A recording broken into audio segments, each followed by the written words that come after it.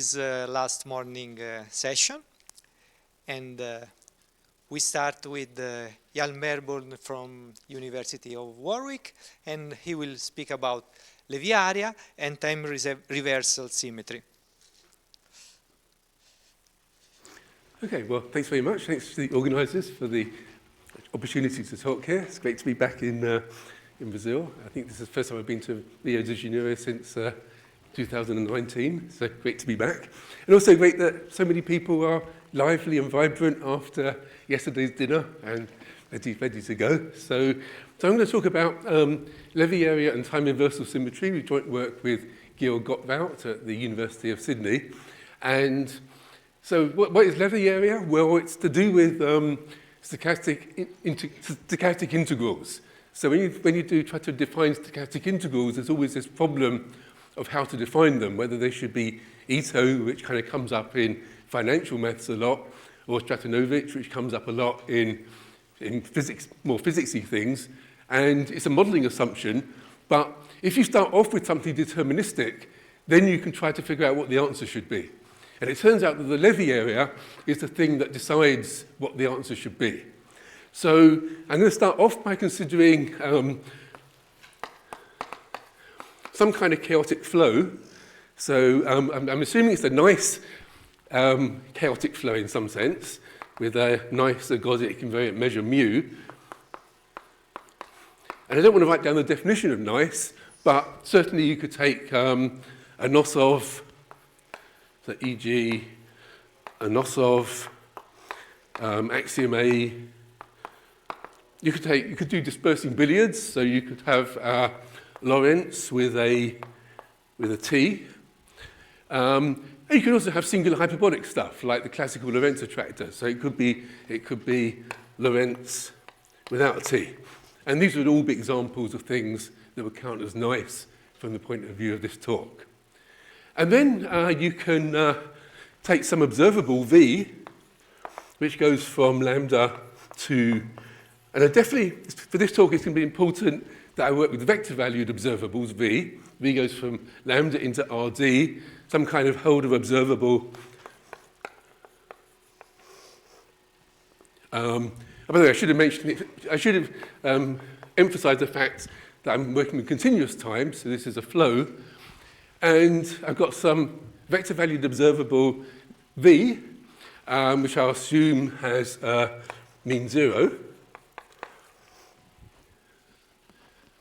And then to get to the Levy area, first of all, I have to talk about the central limit theorem. So the central limit theorem says that I should take 1 over square root of n, integral from 0 to nt, sorry, not nt, just n. I've lost the eraser.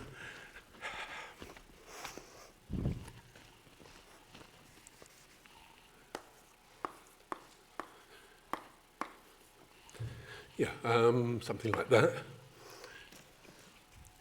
So, so the ergodic theorem would tell us that if we divided by n, then it would converge to 0 almost everywhere, because I assumed that the mean was 0. But central limit theorem says if I divide by square root of n, this will converge in distribution to some normal distribution with mean 0 and covariance sigma. So in case you're not used to thinking about this kind of thing, this is something random on the right-hand side.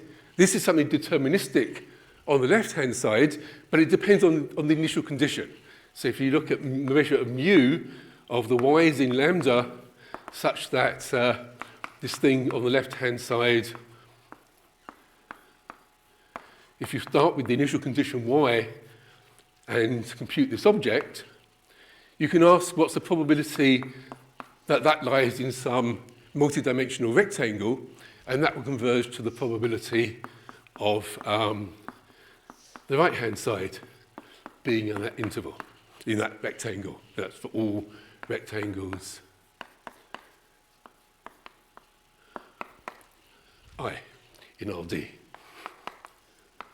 So that's the central limit theorem, and that's known for all of these nice examples. Sigma, the covariance matrix,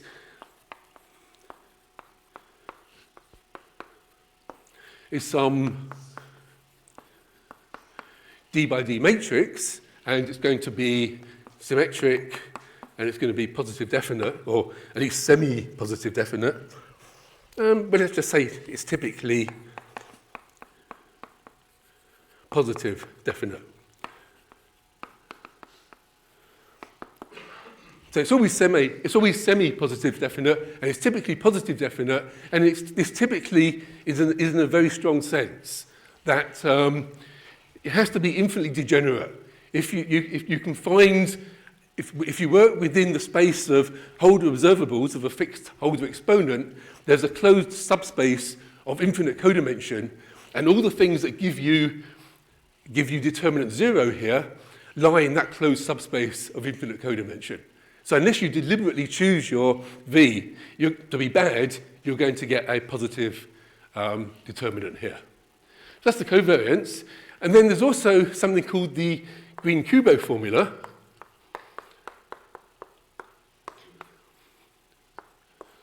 which says that sigma is given by the integral of, from 0 to infinity, integral from lambda over lambda of v times v composed with g sub t plus v composed with g sub t times v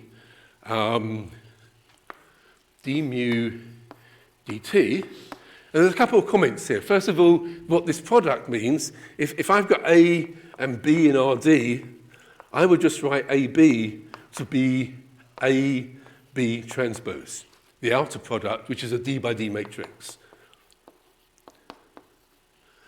So that's at least what the notation means. And normally, when you write down the Green-Kubo formula, you combine these terms and put a 2 here. But because it's multidimensional, these two terms aren't equal, and so you have to symmetrize in that way. And the final thing is you have to worry about if this thing's well-defined. So you need some extra assumptions on the niceness here.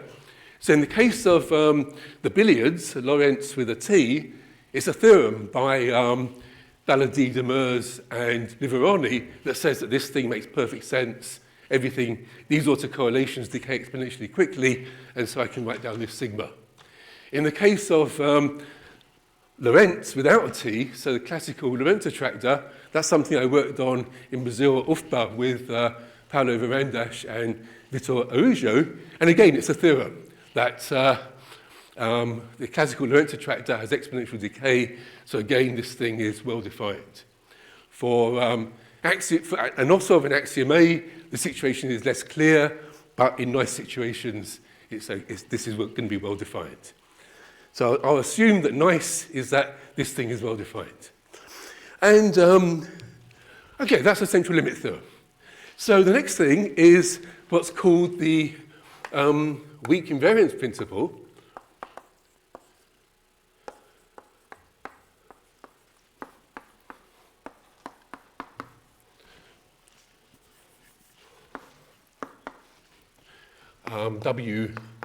WIP, where you change things into continuous time processes. So we define W sub n of t to be 1 over square root of n, integral from 0 to nt, v composed with g sub s ds. So this defines Wn as a continuous function from 0, 1 into Rd. So it's exactly the same as here, but I've put a t here, and then I consider this for t between 0 and 1, and I get a nice continuous function. And then we can ask, what does that converge to? And the weak invariance principle is that W sub n converges weakly to W, where W is a d-dimensional, I should say, in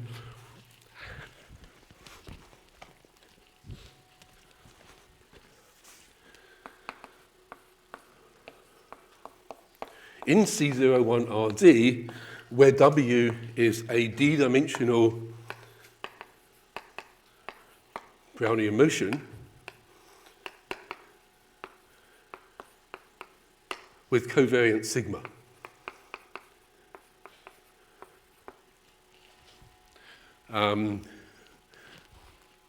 Okay, so and what this means, that Wn converges weakly to W, is similar to what we had with the central limit theorem. You take an initial condition, But now you define this whole, you put a t there, and you define this whole continuous process as a function of time, and you ask whether that lies in a nice subset of the space of sample paths, continuous functions from 0, 1 into Rd, and you ask if that converges to the probability that a Brownian motion lies in that nice set of sample paths.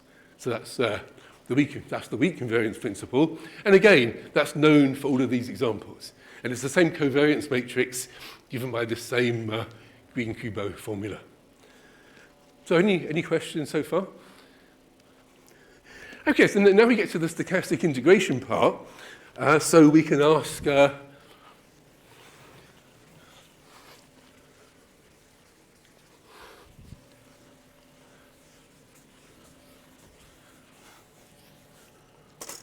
I could define this kind of iterated integral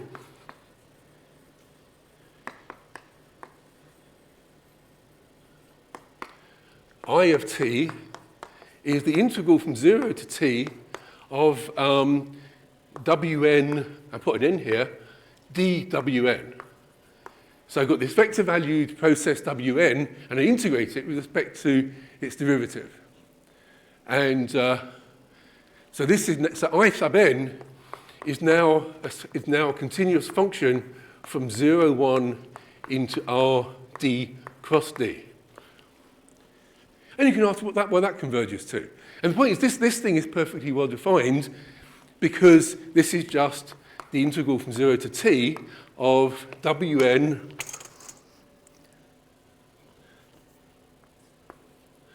of s, wn of s ds time ds. Because, of course, this w sub n is defined as an integral. So you can differentiate it, and so we can actually define this integral just as an ordinary Riemann integral, or whatever you like. And now the question is, what does I sub n converge to? And this is a classical question in stochastic analysis, because as I mentioned before, I mean, this is going to be basically the integral of w dw. But integral of w dw is not well defined. You have to decide how to define that stochastic integral. So that in the 1960s, Wong and Zakai came up with this idea that what they should do is to settle this idea of how to define stochastic integrals is take something smooth, like this w sub n, that converges to w, and ask what does integral of w sub n dw sub n converge to? Because that should tell us the right answer for the stochastic integral. So d equals 1 turns out to be quite straightforward. D equals 1, we've got I sub n of t is this thing. Well, we kind of know how to integrate this. This is just a half integral from 0 to t, just half wn of t squared. Okay, so basic calculus, we know how to integrate an object like that, and we're just going to get half the w sub n squared if d is equal to 1. And then so I mentioned this weak invariance principle. It has another name. It's also called the functional central limit theorem. And it's called the functional central limit theorem because continuous functionals preserve the weak convergence. And a perfectly good continuous function is to take a function, square it, and divide by 2. So by the weak invariance principle, this must converge to half w of t squared. And this is in the sense of weak convergence. And you have to, and the notation is not perfect. You have to think of this as being the continuous function I sub n, which is equal to this continuous function. And as that's class of continuous functions, half w sub n squared converges to half w squared. But then we can try to reverse things. I went from this integral representation to here just by applying the standard laws of calculus. So if I can apply the standard laws of calculus backwards, then this must just be integral of w dw. So that tells us that we have to put here the stochastic integral that satisfies the standard laws of calculus. So this must be, what's a circle here means Stratinovich. So for the purposes of this talk, I don't need to define Stratinovich. We just need to remember that Stratinovich is the one that transforms under the usual laws of calculus, which automatically means that I can put equals here. And so that's kind of back in the 1960s, this is the answer that people were happy with. If you're doing physics, you might get a stochastic equation by taking limits of deterministic equations, and deterministic equations satisfy the standard laws of calculus, so it seemed perfectly reasonable that the stochastic equations, the stochastic integrals, should also satisfy the standard laws of calculus. But it turned out not to be so straightforward, and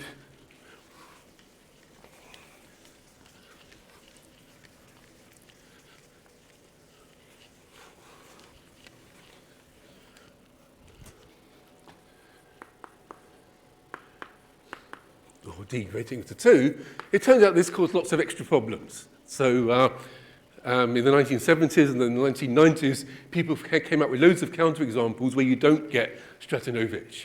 But then the problem was they had to make modeling assumptions on how you define. The problem was I gave you a specific example of W sub n here, but there's lots of different ways of smoothly approximating a Brownian motion by something smooth.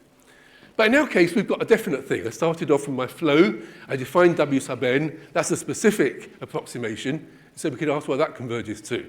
And so that was a theorem that David Kelly and myself proved in 2016. So we showed that for our W sub n, if I take this I sub n thing of t, just defined up there, we can get a definite answer. It's the integral, it converges weakly to the integral from 0 to t, w circle dw, plus some correction term, e sub t. So you get some linear drift correction to the Stratinovich integral, and this E is a deterministic object. It's just a d by d matrix, and it's skew symmetric. E transpose is equal to minus E. So again, in the case when d is equal to 1, that tells us that E is equal to 0. So we recover the one-dimensional case, but we get a definite result for how to interpret this the limiting stochastic integral. It's only Stratinovich if E is equal to 0. It's only Ito if E has a very special form. E does not have a very special, it has a special form, but not the one required for Ito. Is that question, Stefano? No. Okay, so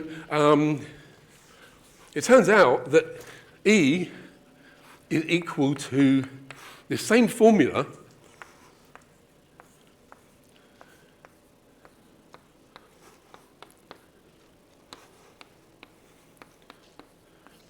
but with a minus sign. And this is the Levy area. So at least I've now defined the main thing that was in the statement of the talk. The Levy area is just like the Green-Kubo formula, but with a minus sign instead of a plus sign, and it's skew symmetric instead of symmetric. And this is the thing that one has to compute if you really want to know what the stochastic integral is, but it gives a definite answer. And you could then ask, well, this is obviously a very simple kind of stochastic integral, integral of w dw. You could ask for much more complicated things, but it turns out by rough path theory that this is what you want. So once you understand what this iterated integral does, then you understand more interesting stochastic integrals. So I just mentioned there that this, by rough path theory,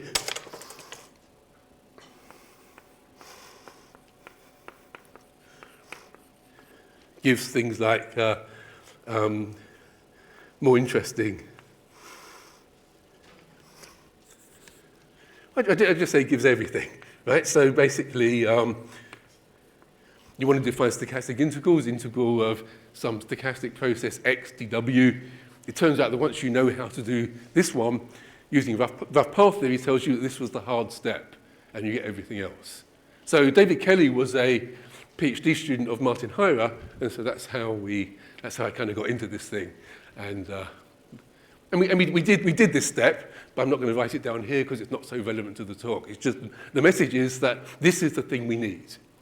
This Levy area basically tells you how to do everything in this setting.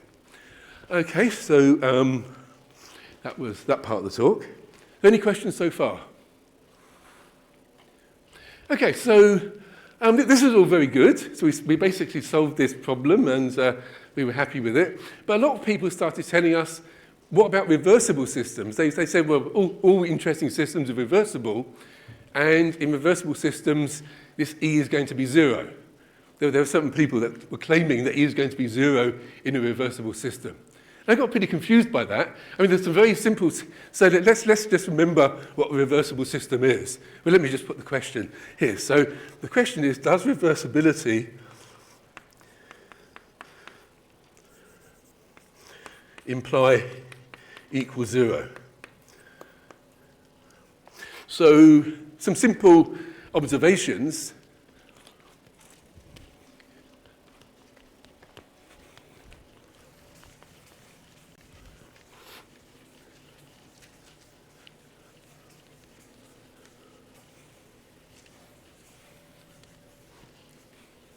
So time reversibility means there's some R such that R squared is the identity, and G sub T composed with R is R composed with G minus T. So there's some kind of symmetry, but the symmetry has a property that if you apply the symmetry, you have to reverse time. And so if you happen to know that V composed with R was equal to V, suppose you had an observable that had the property that V composed with R is equal to V. Then it's a very simple exercise to show that this has to be 0. So I won't bother doing it, but it's a straightforward calculation. The time reversibility symmetry does make this 0 if V happens to be very special, that V is equal to V has a property that V composed with R is itself. This is kind of saying that everything is behaving like positions, if you think of it in the Hamiltonian setting. And alternatively, so that implies E is equal to 0. And V composed with R equals minus V also implies E is equal to 0. But the general case, we don't know. And I should also mention there's a paper by Chernov and Dolgo-Piat. And they had an example, they did this example called Brownian motion, and they ended up with Stratonovich integrals. But the reason was because in their situation, they were in, I think, this situation, and so that explains why their example did not lead to any non-trivial Levy area. But then you could ask, if you put things that behave like position and things that behave like momentum, maybe the thing is more interesting. So that's one example. And another example is, this is the thing that really confused me for a long time, is most of the people that I talked to were starting with stochastic equations and computing Levy area in a stochastic situation. And if you look at Markov chains, they were kind of claiming that time reversibility somehow corresponds, put a question mark here, to something called detailed balance.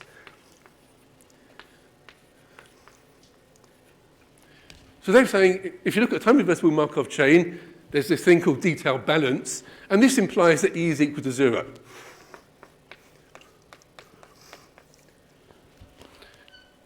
So that was one of the reasons why people thought that E is going to be 0 in time reversible settings.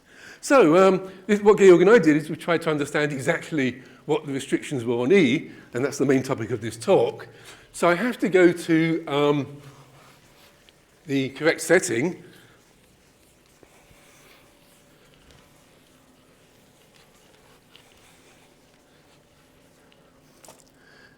So probably I should have mentioned this earlier, fast slow systems.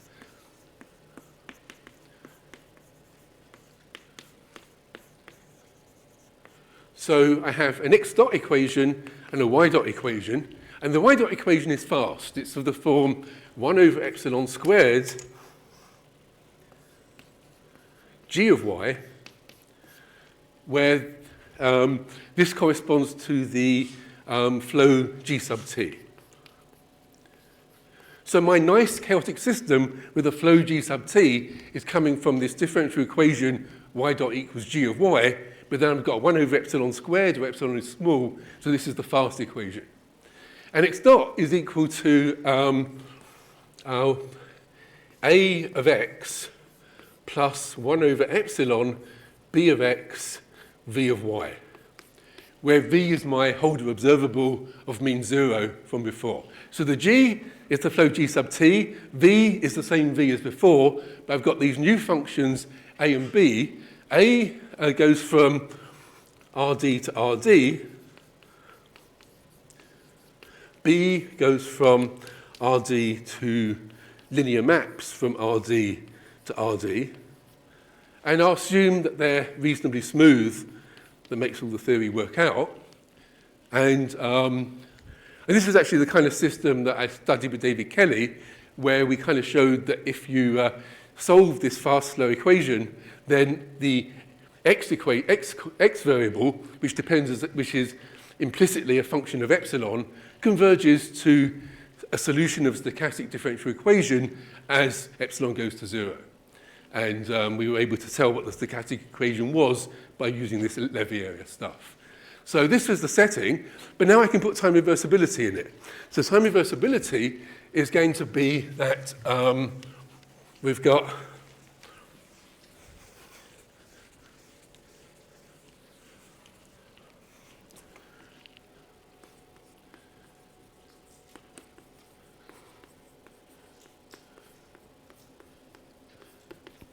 some pair of involutions where S is kind of corresponding to the X variables, R is corresponding to the Y variables.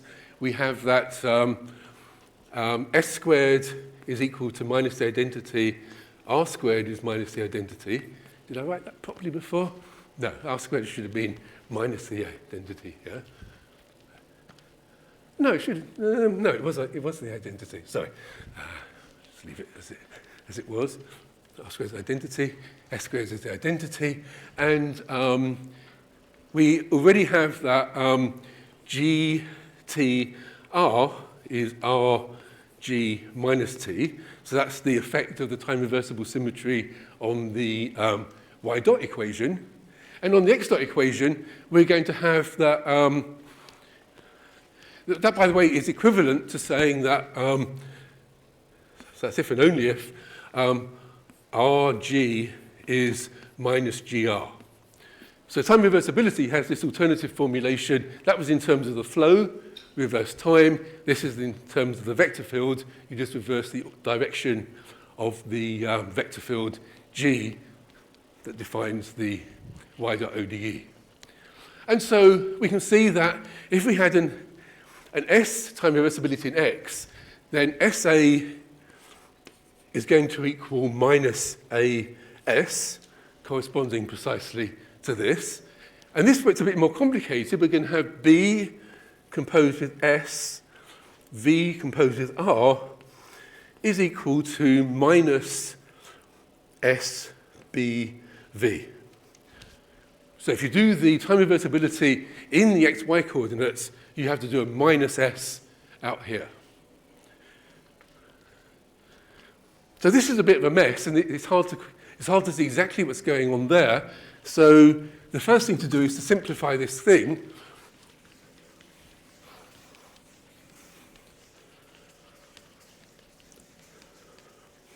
So we had this proposition. This is with first proposition with Gottwald. So we have to make a couple of reasonable non-degeneracy assumptions. We first of all assume that B of X, which is, B of X is a D by D matrix. So that's contained in RD cross D. And we assume that this is non-singular for a dense set of X.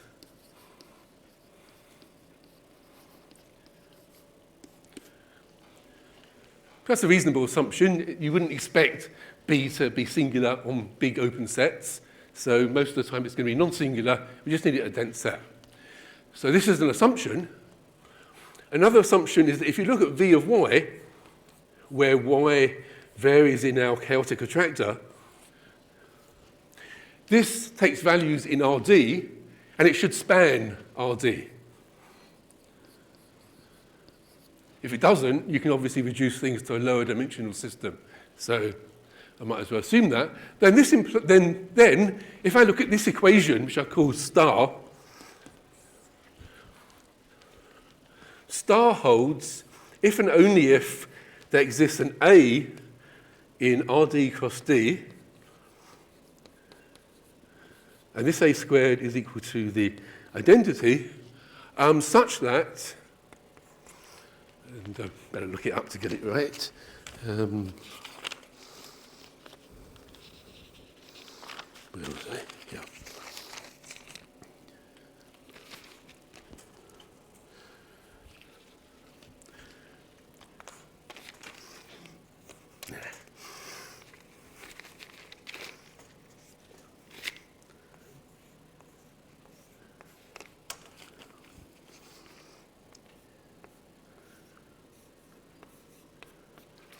The B term just satisfies something like this. It's anti-symmetric with respect to S, but with an A here. And V composed with R is AV. So the claim is that by messing around with this equation, you can decompose it into an S bit and a V part. I mean, it's pretty easy to check one way. Obviously, if B and V satisfy these equations, when you plug it in, the A squared being the identity means you get this condition over here, but the interesting direction is it goes the other way. So this is what time reversibility means. Under these non-degeneracy conditions, you've just got this extra matrix A. And for our purposes, the important thing is this. V composed with R is equal to AV. So once you've got that, then you can sort of say A has a load of plus ones and a load of minus ones, and you can break stuff up. So I think I can erase all of this now.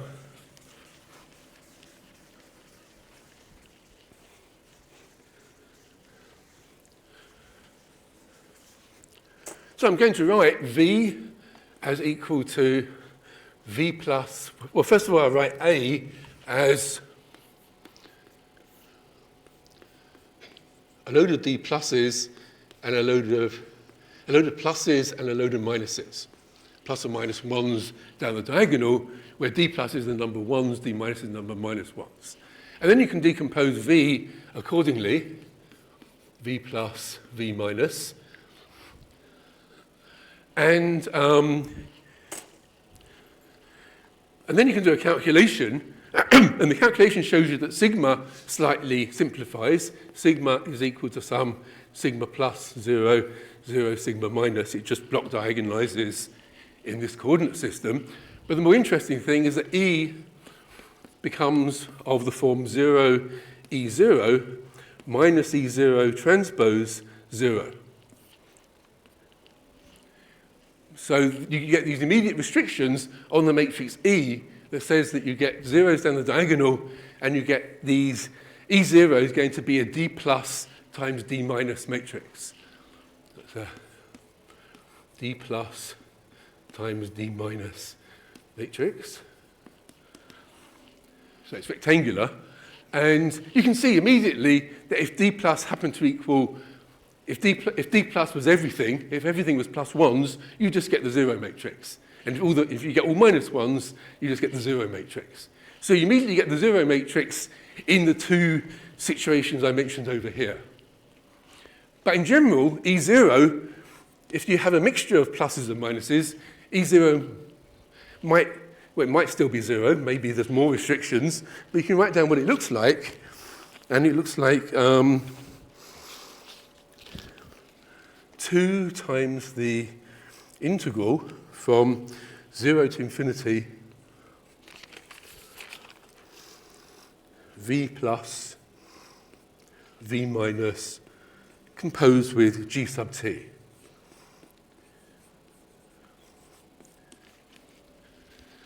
So that's the formula for, oh, I missed out the integral over lambda. So if you do the calculation, starting off from the formula I had before, it's easy to see that E0 has this expression. And there's no longer a minus sign, so it doesn't look like any particular reason why this should be 0, but that's not a proof. We still have to do some work. And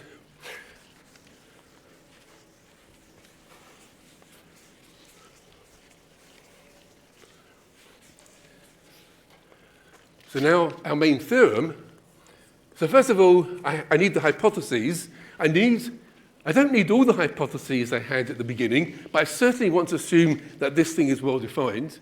So I'll still have nice as being that you have sufficient decay of correlations that this object makes sense.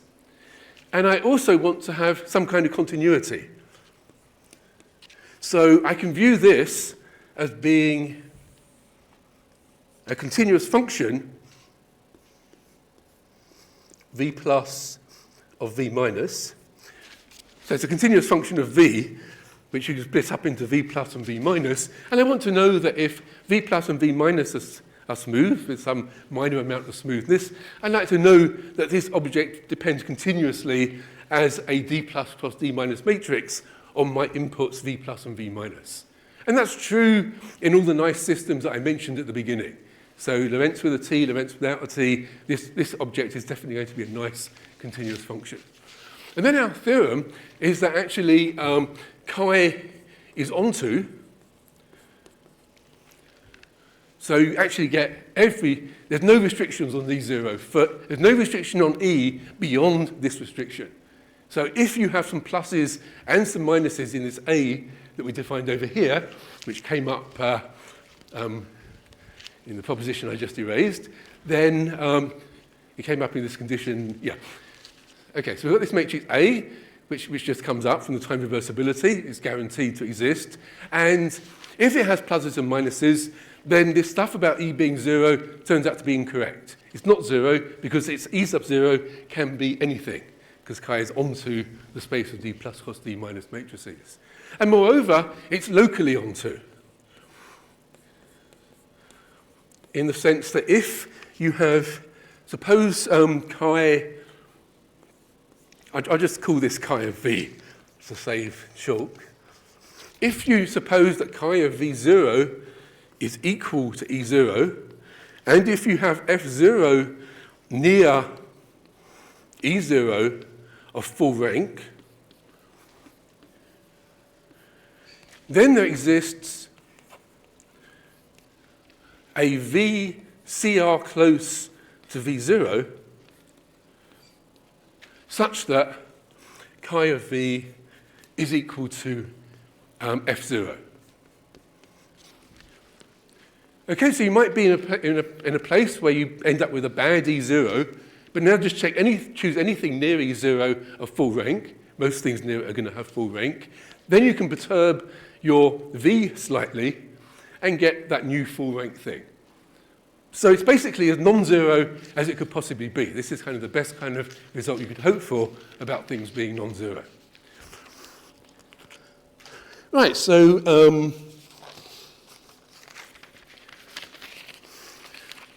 so I call this A and this B, then I'll kind of end this talk by giving a kind of a sketch of why part A is true. So how do we actually construct these, how do we construct given an E0, how do we get a V such that chi of V is equal to that E0? Because at the moment it's just given by this formula, so that might be quite hard to solve.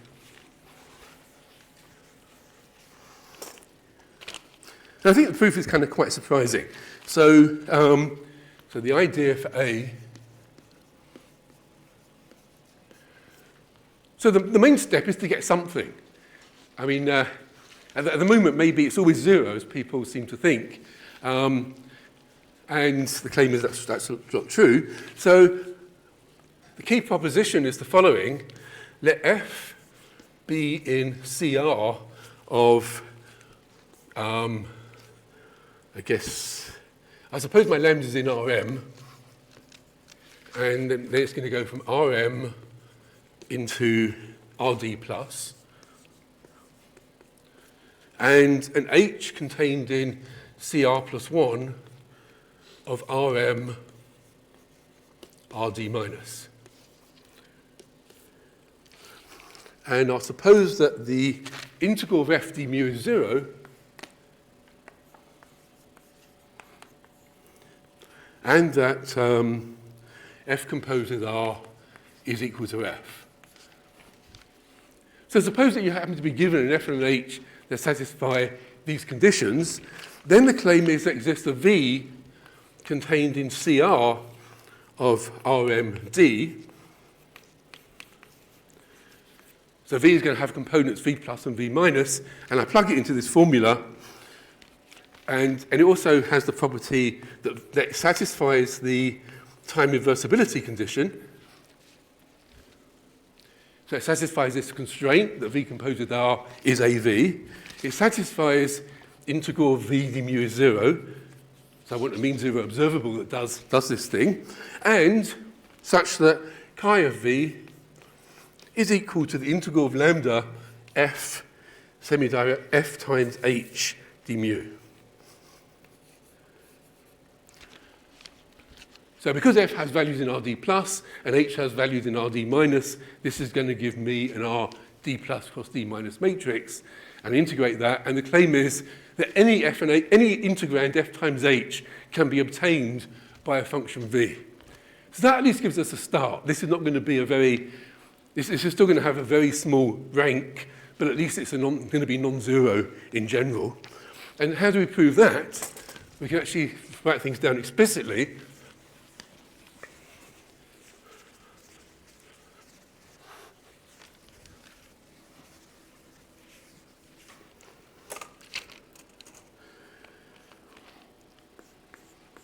So you take v plus to be minus f,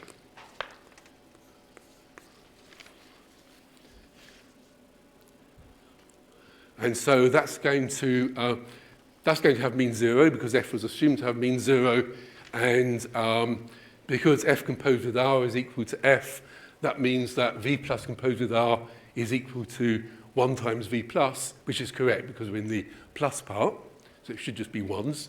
And we take v to be the gradient of h times g.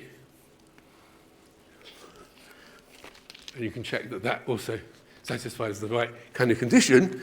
And then we look at the integral. So here's the integral. So we look at the integral from 0 to t of v plus v minus. Actually, I just want the v minus part at the moment.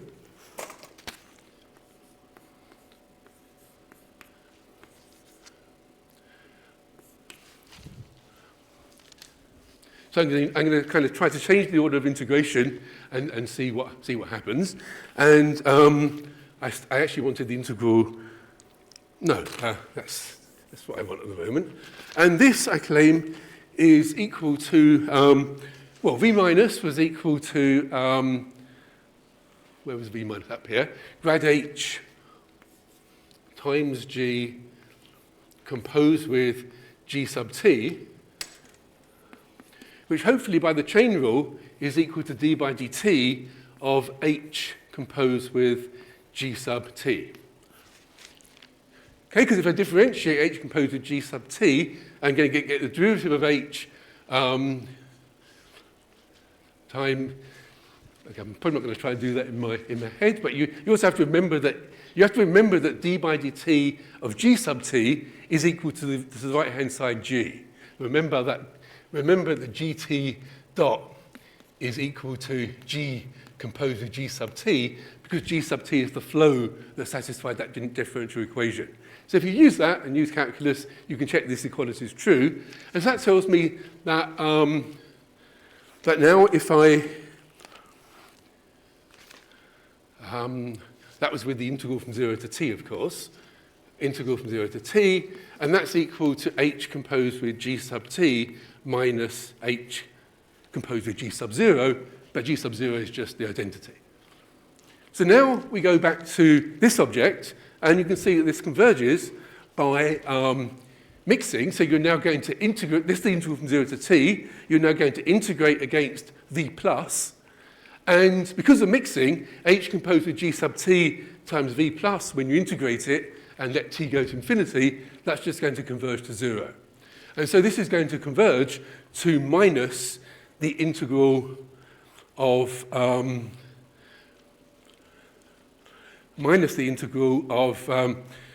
v plus times h. So that's by the mixing property. And that's pretty much what we wanted. We get to minus integral v plus h, but also v plus was equal to minus f. So that's equal to the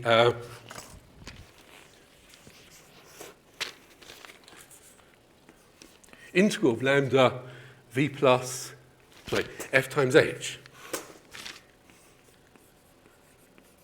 which is what we wanted to prove. So the strange kind of thing is that we've actually proved it by making things into a co-boundary. So whereas a co-boundary we would normally think of as being pointless, because that would just get killed off when you compute covariances, it turns out that co-boundaries is exactly what you want to get the Levy area. This thing, of course, here is just a co-boundary, but it has a non-trivial effect. I probably won't do that too quickly, but that's the main step of the proof. And once you've got this, then once you've got this proposition and you get some non-trivial thing, then by considering lots of different f's and h's, you can get a full-rank matrix. And once you've got a full-rank matrix, then you can just multiply your v plus on the left by a matrix and the v minus on the left by a matrix, a different matrix, P and Q, and whatever answer you got, it's just going to get to P times itself times Q transpose, and by basic linear algebra, that will give you anything. So the idea is that once you've got a full rank matrix, then just by using linear algebra, you can get to any matrix.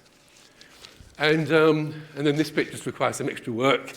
And to end the talk, what was the answer to this question about why did the Markov chain people believe that you're going to get E equals 0? They were claiming that time reversibility is the same as detailed balance, but that's not true. Time reversibility, one type of time reversibility is detailed balance, and that's where you have this idea that this is basically when you're in this situation and everything is like positions. There's another kind of time reversibility in Markov chains called skew detailed balance, where they have this case. And then there's also something called Yomdin mixing for Markov chains. So Yomdin time reversibility is the case where you have a mixture of pluses and minuses. And then it's no longer true that E is equal to 0. So this bit is true, but this bit is false. Time reversibility is definitely not the same as detailed balance. Detailed balance is just a very special case of time reversibility. And so that's the end. So thanks very much.